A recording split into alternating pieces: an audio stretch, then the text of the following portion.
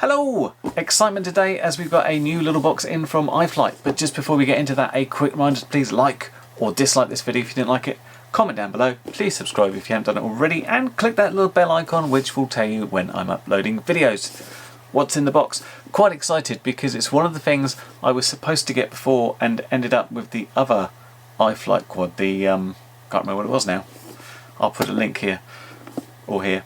The little Whoop style thingy. What this is the TurboBee 120 RS, which is quite tight and is more of a toothpick style quad. Although I would call it a micro because it's not light in comparison to many of the very lightweight toothpicks, but it feels very solid and nice. Just open up the box here. The first thing we pull out is some sort of flying checklist and make sure your props are on the right way around. We've got the 65mm props, but we've got the HQ ones, which are supposed to be better, a little bit stiffer, which should hopefully be good. We've got a little tiny battery strap with an actual, what is that thing called? A thingy to pull around, not just one of those rubbish ones. Spare screws and stuff. And let's get to the actual quad itself, which looks like this. Now, is this a toothpick? Is it fair to call it one? It doesn't feel as light as some of them, but it has to be said, it's really skinny arms there, but they are thick. These are 2.5mm. I mean, it's unibody in the frame, but that feels quite considerably stronger than a lot of quads you will get. Also, nicely spec'd in terms of the receiver. I'm always whining about these SPI receivers and stuff. You see these have got two antennas, and just in the bottom of the box I found these little antenna protectors which will basically go in there and protect the antennas. This is it comes with an XM Plus, this particular one, and the spec is pretty impressive. It's got the little stack I can't pronounce. It's like 6X. I think it's trying to say success, perhaps, I don't know.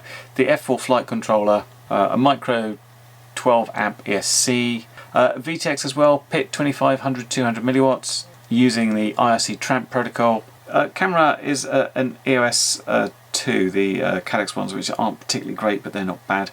But there doesn't seem like much to do. I think we've got push fit props. We'll get it on Betaflight, have a look, get these little protectors in, and yeah, take it from there. Join me soon. Okay, so I'm going to take a quick look in Betaflight just before we actually set it up to see what the config is. I've got the quad plugged in here and the accelerometer seems good. Ports wise, not much there. We've got our USB, we've got the VTX's RC tramp, and UART2 has the XM Plus. In the config we've got a props out configuration, G-Shot 600, I'll be putting motor stop on, 8KK loop, all good, be altering the craft name. Some things set up by default here like anti-gravity and dynamic filter. They got the beacon tones. I always take RX lost off just in case. We are running Betaflight 4.02 here on a target I don't think I've seen before, IFRC IFF411 something or other. Yeah, a couple of things set out there. Quite a high CPU load on this one I'm noticing. I don't really want it above 30%, and this is hovering around sort of 36, 37. Watch out for that. I might up that max cell voltage just in case I use a high voltage 2-cell. Bit tuning, nothing looks too different there. I'm just going to up my super rates. The receiver, I noticed the channel map is wrong. I haven't checked to see if there's an RSI channel there yet. Yeah, that's good. We've got aux12 as our RSSI by the looks of it, so that needs to be entered in. We've got the most minimal amount of modes I've ever seen. Yeah, arm and angle, that's it. And OSD, well, looks like it's been set up for an NTSC camera. Not too bad actually. This is kind of the stuff I have. I just spread them around. So yeah, a couple of little updates for me to do there. I'm gonna go away and do that, and we'll come back and give it a fly. Welcome to the strip, the home of micro testing, mainly because sometimes the conditions are quite challenging here, where you have to sort of look down and not expect to get the ground details darkened out if you're over trees and stuff. And yeah, let's give the little iFlight 120 RS its maiden. We might take it somewhere else. It's got an XM Plus in it, so it's not just going to be limited here, but this is quite a good place to start. It's only on 2S, so I'm not expecting it to be ballistic, but hey, let's see what happens. So we're off for the maiden, and one thing I didn't tell you about when I was going through the spec is because I was still checking out about what power cell this could use, and this is a 2S quad. It uses 1103 10,000 kV motors, and I just wanted to check you couldn't use anything more powerful, because it struck me as being slightly heavier than normal but using slightly less of a battery. To put it in perspective, on my scales this weighs about 54 grams and uses 2S, whereas the little Soundfly weighs about 40 grams but can use a 3S. So that meant it felt a little bit heavier, you needed more throttle, and I am using here a little 300 standard milliamp hour 2S from Beta FPV, which didn't stand up very well to it. I did notice, and I've mainly noticed when I got back, so I didn't fix it on the field, that the battery was reading a little bit low. I'll sort the battery scaling out. But on these smaller batteries, this isn't lasting very well. They actually do recommend about a 450 milliamp hour 2S. So my initial 300 milliamp hour really dipped a little bit quickly. So let's move over to the second flight where I used a GNB high voltage 300 milliamp hour, which is this one.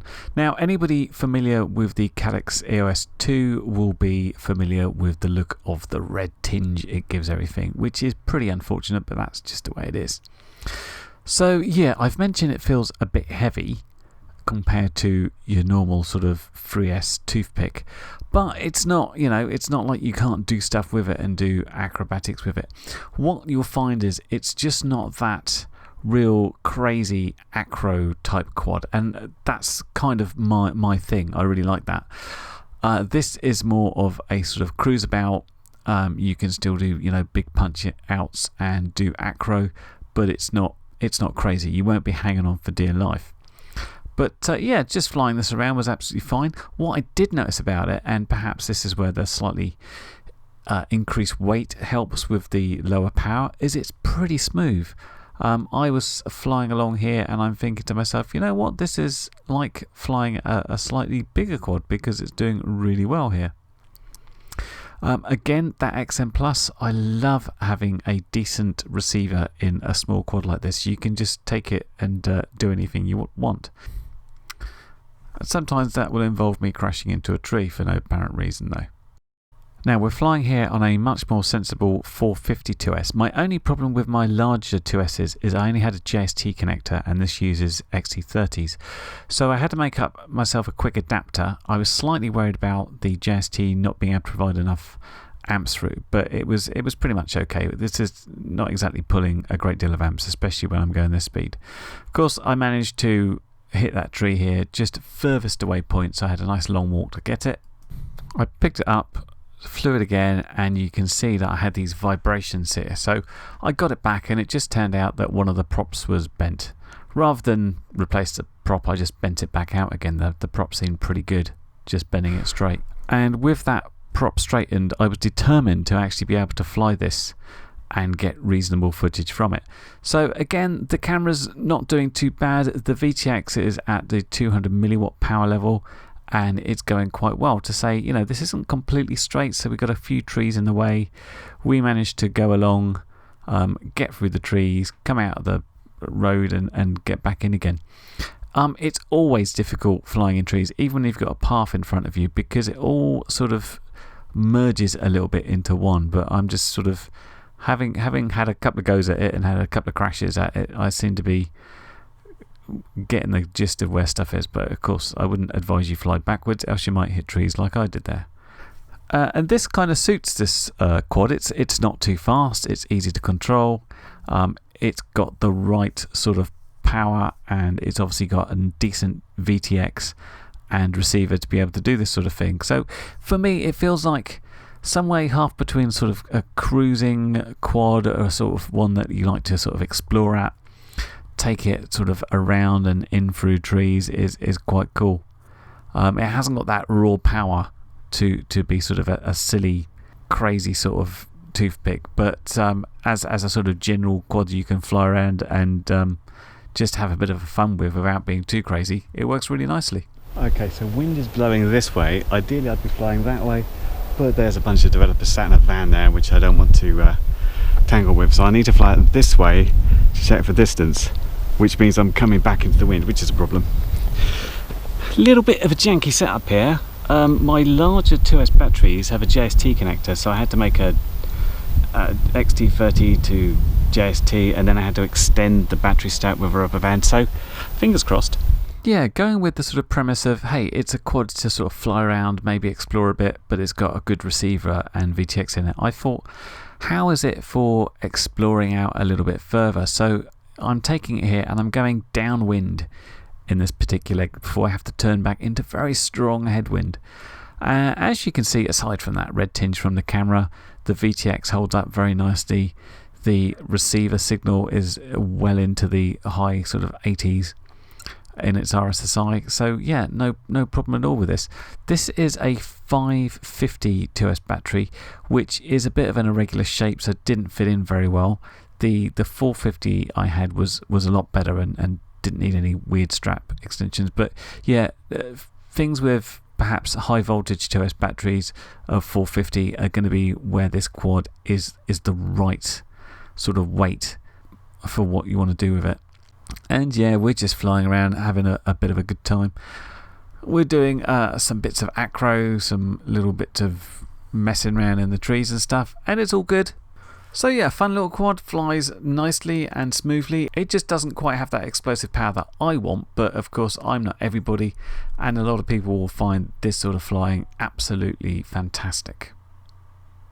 So there it is, what a fun little quad it is. Now, I've mentioned several times in comparison to things like the Southfly, because this is like a crazy fast silly quad and this is a bit more sensible. So the power to weight ratio between them is very different. This goes crazy, this doesn't. Of course, I like the crazy. Many people don't. They think that's too ridiculous and 2S is where it's at. So I have a personal preference for the other thing, but of course not everybody's me, and it very much depends on the sort of flying you want to do. What I would say about this iFlight build is it's really nicely put together. Really good components down to the prop type, the fact it's got a proper XM Plus, it's even got these nice little antenna protectors. VTX, very good, and everything nicely spaced and out of the way. The unibody is very strong, it flies really nicely. Even little details like the fact it's got this tiny little battery strap with a proper thingy, still don't know the name of it, buckle I think, that you can properly secure a battery in there. It probably would have been better for me if I had the right batteries. I want the right high voltage 452S with XT30 connector. Nice long connector there as well, you can get that around where you like. So yeah, a very solid, nice quad. I mean, they do actually do a 4S version with different motors, different props, but the same overall sort of shape. So people like me who want to go sort of crazy can go that instead of this. But it just depends what you want to do. If you want to go all out crazy acro, this isn't the one for you. If you want a more general flying around, not quite so crazy, taking a larger battery and being able to cruise around a little bit, this is better for you. This has been the iFlight 120 RS and was kindly supplied for review by Banggood, so thanks to Banggood, and you will find links of course down below where you can check it out in more detail. Hope that review's been helpful, and I'll catch you in the next video. Bye for now. Well, you've made it to the end of the video, so thanks once again for watching. If you like what you saw, then please consider subscribing, and if you really like what you saw, then be sure to check out the link to my blog for a variety of ways in which you can help support this channel.